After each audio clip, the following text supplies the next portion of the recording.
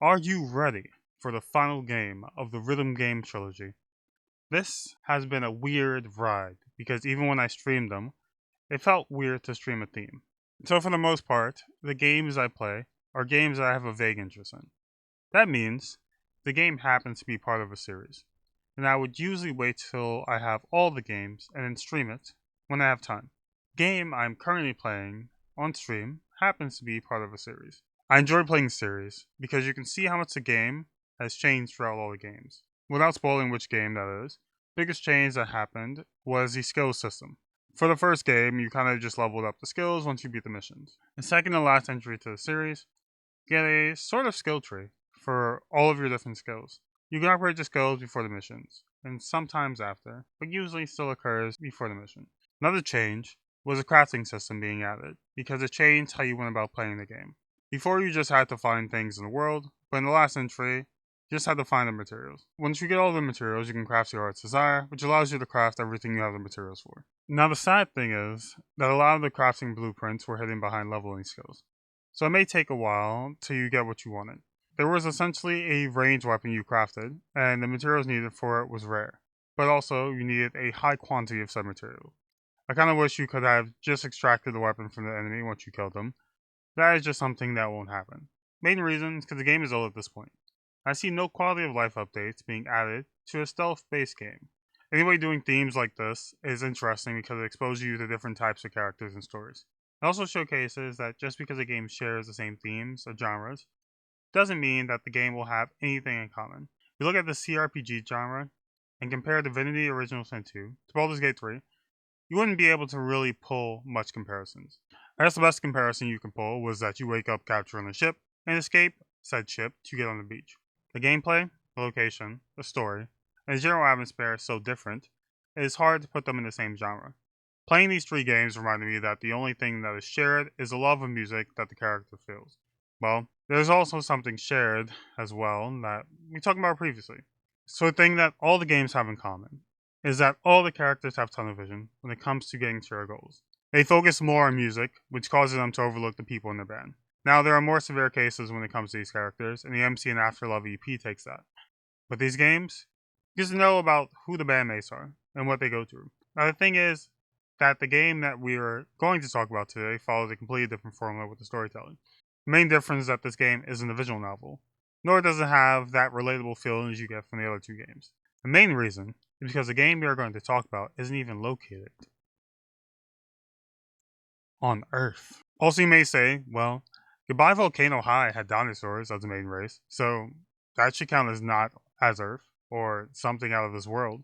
I would have to say, you would be wrong, because that game was on Earth, but just a different reality from what we know. Also, this game beats Volcano High in absurdity, with the location and also the characters that you meet. Also, besides the race of the characters in Goodbye Volcano High, everything was relatable in that game. I can see myself in that game. Well, not really, since you only really saw the stories of the people around the MC. I was driven when it came to writing, but never to the point I would push people away. Also, writing, at least for me, wasn't a collaborative effort, so I never had to deal with excluding anyone from the story building process. For a lot of writers, that process is very personal. So most wouldn't try to collab, especially because some would feel like it'd be easy to say you plagiarize them, but the writing came from them. Okay, I'm gonna not include this. So when it comes to writing, again, I've expressed this kind of a little bit loosely, but it's very hard to trust that somebody won't say that their work is yours. Because again, like I said, the collaborative effort, because when you do collab with people, it's very much easy to put words, kind of like, how do I say this? It's very easy to put out ideas. It's very hard to put those ideas on the paper, actually make it mesh, make it work. Like, it's very easy to get ideas from somebody and make it a full flesh story, because again, ideas are just ideas until you actually make it something. Like, you make a story of it. I can have a million ideas, but at the end of the day, am I able to make it something that I like and that actually has body, right? Can I give kind of those ideas, thoughts, and personalities, make them somewhat whole? And collaborating is literally just storyboarding. Collaborating essentially is like a writer's room. You give out ideas, and hopefully those ideas come into something, some type of writing, some type of story that is used. And that's really what a collaboration effort is, kind of with writers. Is just cool, we spitball and you'll give ideas. Like for the most part, I've like helped people out when it comes to writing or like trying to get some ideas out. But I'm never gonna say I did their story or like their stories for me because at the end of the day, I didn't write this shit. Like I've told them what should work, what doesn't make sense to me. But at the end of the day, I didn't write it. I just gave them ideas. Like that's all it is.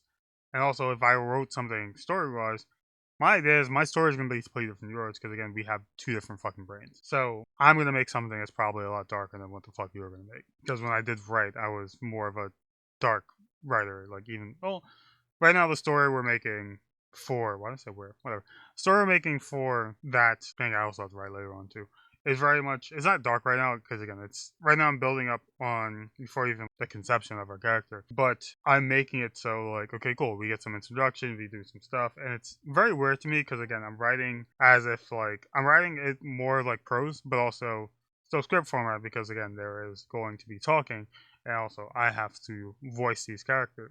So I have to do stuff in a way like, cool, it makes sense. Again, this is just the first draft, so I'm not really giving a fuck about grammar of like sentence structure, anything. I'm just trying to get the story down packed or even started. And I'm still not even remotely anywhere close to being even in the first part, like even getting the cusp. Because again, like I said, the story fully starts when the character, the main character, right, is conceived when they have their first words. That's when the story acts. Right now, I'm just like doing backstory of a backstory, but like there is nothing I haven't even started yet. So it's gonna take me a while, which is why I'm like, this is at this point is a passion project. So when it does come out, which is, will take a while, I will definitely be better at art. So yeah, there's that. But let's continue. That makes me sound more paranoid than anything. But after seeing things go wrong for so many people, it's hard not to be. When it comes to characters in the game, you can tell that they aren't really thinking that they're doing anything bad. They're just working on music and trying to make songs that they feel are great and don't really care to hear any bad input. Wait, that is a lie. And that really only applies to Afterlife EP. With Volcano High, you make new songs without your bandmates, but they don't really dislike your music, or that you are making new songs. Main problems were that you were growing past your old songs. They didn't just want to get by with your old music. You are growing with your music, and your friends wanted to do different things with their lives. At best, they want to do different things. I wanted the MC to see that they had different interests and to respect that. Okay, cool. So we explained the differences that the other games had. So it's time to talk about the new game. I briefly said that the game we are talking about isn't a visual novel, but still has rhythm-based themes. So if it isn't a visual novel, what is it then? It is a roguelike. Yep. Bet you weren't expecting that, were you? Unless I talked about that in the last video, then I guess you would have expected it. That game is Keylocker, turn-based, cyberpunk action. It's the only action game in the lineup. It makes me laugh, since I would never call this an action game because of how this game is played. In the name of the game, you can tell how combat plays out, which is turn-based. Not the turn-based I am used to. So most of the turn-based games I play, you have a big map to play around with to plan how the battle will be decided. In this game, combat is based on a grid system, and that grid represents where you can move during combat.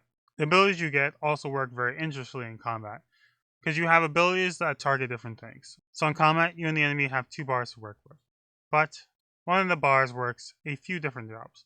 So the two bars are LP and EP, which are your life points and your electric points. Shouldn't have to explain what LP is, what it does, so I'll skip that. For the people complaining that I should explain it, well, if you run out of it, then that character dies. So electric points are special, because that is basically your ability bar, but also your shielding. I told you that has different jobs, didn't I? But this game has very interesting classes when it comes to your character, which, if I thought more, I would have won a different class for the MC. The game starts with you in jail, and learning all of the rules that you should definitely not break as you progress. After spending a few minutes in jail, you get a message from our brother, and that it is time for a jailbreak. Jailbreak means selecting a class. Now, I would love to say that I remember the class names, but I don't, so we will just briefly describe what they are. I believe you have the Sentinel, which is your tank, Samurai, which is your parrying DPS, the Hacker, which is your range menace, and the Sequencer, which is your support. If I said something that is wrong, my bad, because I only played one class in this list. The class was a Hacker, which felt like the only mage class of the group, but there wasn't actually any magic involved. The reason I felt bad choosing the Hacker class is because one of your first party members is a Hacker. Combat in this game is something you do a lot, and you also get to fight a ton, even in the tutorial portion of the game. It's mainly so you learn your class, and also learn the combat mechanics. Also, I guess I was wrong, because in the tags, it says nothing about being a roguelike. So, guess it isn't one.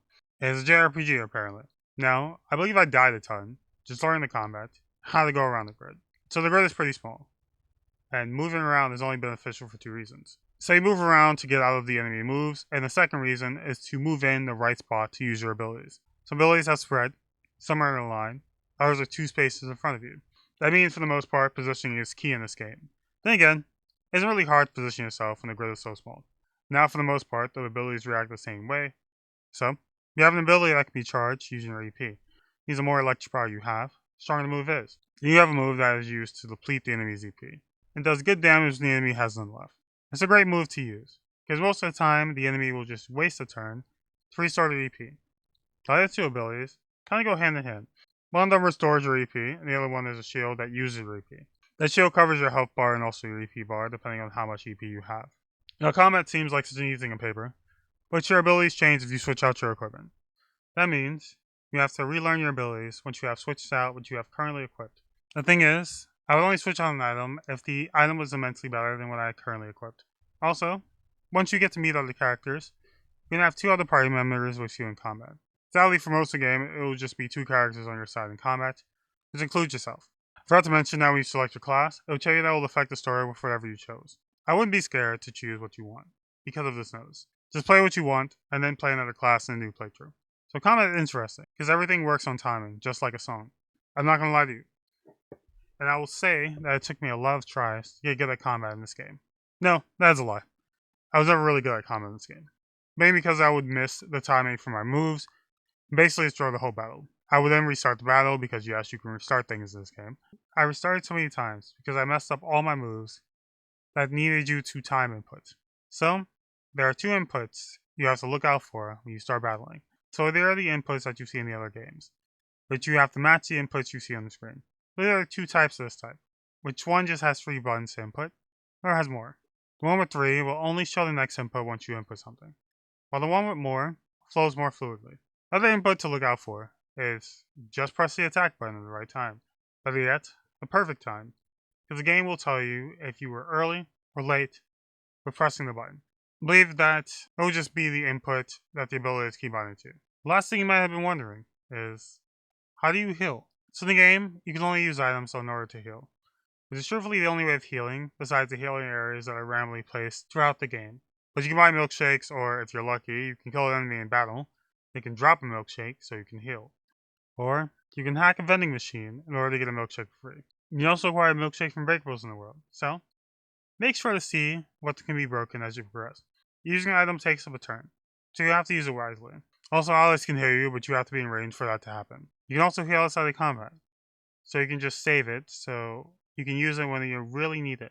Also realize that if an enemy drops a different battle item over a milkshake, that new item will take priority, and the previous item will disappear. There are more things involved combat-wise, but you should be alright knowing all of this. The story is very interesting because it goes from breaking yourself out of jail to breaking the hierarchy. Thankfully, there is pacing involved, otherwise it would make no sense to how you got to this point. Now, how to discuss this game without spoiling any key points. So in this game, you're a doppelganger, something that is seen throughout the game. Now you may think, okay, it must be really unique because of this. No, that isn't the case, because all around you are doppelgangers and other races. Now I'm not going to answer your burning question, which is, where are the humans, because that would be a big spoiler. Main reason is because you don't really get the answer to that question for a long time. So if you do plan on playing this, don't wait up. Anyway, you're a doppelganger that can play music. Music that was outlawed by the powers that be. Music is electricity, which is something that the government sells to people. They can't sell it if some rogue decides to produce it themselves. You were jailed because of your use of music, because most people have forgotten how to sing, and shouldn't be able to sing. That means that you shouldn't be an exception, so you're whisked away because of this. Well, not everyone. There's a religion that follows the Song of the Whales, and the followers long to hear their songs. That doesn't mean that they learn to play music, just that they may listen to music. The main story is finding out about yourself, also dismantling those that are profiting off electricity. Your character also wants to be known for their music, also be able to share with everyone. That's probably enough badly explaining the story without spoiling it. So I guess time to talk about how I feel about the story. story itself is told very interestingly because even though you have your immediate villains, there's always twists and turns as you learn more. We are told it as the bad guys because we don't adhere to the rules of the society and want to be true to ourselves. We're in a game where playing music is outlawed, and our goal. It's really a nice change of pace. Sometimes being true to the music may cause us to do bad things. We don't realize that till later. But I like the way the story is shown to us. Also learning what all the different zones have to go through. Also, music is a key part of this game, as you can probably tell. The main thing is that unlike the other games, you work towards using your inputs in almost every aspect of the game. Hacking requires precise inputs, something very important in this game. Also, an important thing in this game is finding music boxes. I'm not going to explain what these music boxes do and why they're important because spoilers. Anyway, the reason I'm talking about this is because it introduces a new way to do combat. So in this mode, you basically do this Galaga-inspired mode where you shoot beams at enemies and slash at them when they get close. You also have to play around with angles in order to collect all the loot and kill the enemies in order to end the round. The goal of this mode is to collect all the loot, while trying not to get hit a ton in order to beat the final boss. Also, you set your combo when you get hit, so going hitless is in your benefit. Now, let's talk about the part that actually connects this game to the other games we previously talked about. So this game is interesting when it comes to music minigames. The reason I say this is because I play this game on controller. That changed when the minigame started. So the input for the minigame is that the left side use your left trigger and bumpers. The right side, of course, use the right bumper and trigger. I have no idea why, but I wasn't able to comprehend how to make this work out for me. So I unplugged my controller. I had to learn how to play the song. This game made the task really easy. You may ask, Oni, or Incubus, I haven't called both, how did they make it easy? So this game is the first of the three to allow you to restart songs at any part of the song. As you can tell, I'm pretty much a perfectionist, so I restarted a ton, but I did like the PC inputs a lot better than the controller ones. So on keyboard, the inputs for left are D and F, while right is J and K. I feel like you were able to change this if you want, but I kept them what they were. I just felt a lot more natural, since I could press the buttons when they showed up, and I was able to use my hands in a more natural fashion. I got used to the colors since each color represents a different input, but then had to get used to placement. The main reason for this is that there is a super mode that you get when you do well enough that turns all the inputs into one color. This mode increases the amount of XP you get. It increases your rating, so memorizing where inputs are is worth it. I usually got 3 stars, but the more comfortable I got with the inputs, the more points I got. It took me a while to get used to it. For the most part, I had a ton of fun with it. The only thing is I didn't really learn the song based on timing. Well, I did, but not the timing of the song. I learned the timing for how fast the inputs were flying at me, and I have to say something. After 3 of these games, I have to say I can never fully take in the music in these mini games. I always have to hard focus on these inputs. And then when I miss an input, the song stops, making you realize your mistakes. It kind of makes you focus on perfecting your craft, because if you made a mistake playing, it would be very apparent. I did enjoy the music I heard throughout the game. It wasn't easy to listen in during these mini games. Now, this takes nothing away from the games, more towards me as a gamer and how I hard focus. As a gamer, I rarely lock in because I want to have fun, and I have to focus primarily on one part. I feel like when you have to lock in, you kind of throw away any fun you were previously having just to win. Now, with these mini games, the main focus is hearing the music and getting the highest score possible. You can also argue that learning the song is something that is also fun. That is only if I was someone that played these games religiously. Now, I kind of wish that I was actually biking later so I could listen to the soundtrack, but I plan to fix and clean up my bike today. Overall, I enjoyed this game and the characters in it, and one thing I learned is that no one is truly good. You may be fighting for good, but at the end of the day, it's all for selfish reasons. I am also still sad I'm not able to get that plushie that they were selling. But sometimes you lose in game and in real life. Can I find it? It's right there. I wanted it. It's this bad boy. Is this cutie? Is this cutie? But from the gameplay, the music, the visuals, there was always something that grabbed me. Every character had depth and a reason for their actions, good or bad, not the genre. Or I guess the rhythm game aspect. Is this something I would recommend? Probably not. The main reason is that because at the core, it's just a challenge mode with a backing track. I love music, and I want to be able to appreciate it and all its complexities. They can't with this minigame. It is fun, but if I'm only able to experience one part of it, can I truly say I'm enjoying it? I would still say to try it out for yourself. And I would still seek out these games because the music is really good. I still need to ride to soundtracks, and I believe I only got to ride to After Love EP. Now, would I recommend Keylocker turn-based cyberpunk action? That would be a resounding yes. I love well-rounded characters that wear their flaws on their sleeves, even to the point they're unapologetic about it. I talk about the music, and I'm underselling it. And for the first time, we'll end the video with a snippet of a song from the soundtrack. But I would also like to know what classes you chose and how you felt about them. I'm going to hope that the next video release will be the game that has haunted my dreams, but we'll see if that is true. Anyway, listen to good music, support indie artists, and also indie game devs, because they deserve your money more than the AAA studios and companies. I'm mainly saying that because of the fact that Nintendo wants to charge their games at $80 for the Switch too. I don't even buy games at full price anymore, and wasn't planning to buy any games for the Switch now that I have a Steam Deck. I definitely wasn't planning to buy the Switch too. The only reason I bought the Switch in the first place was so I had to play the game while on the road.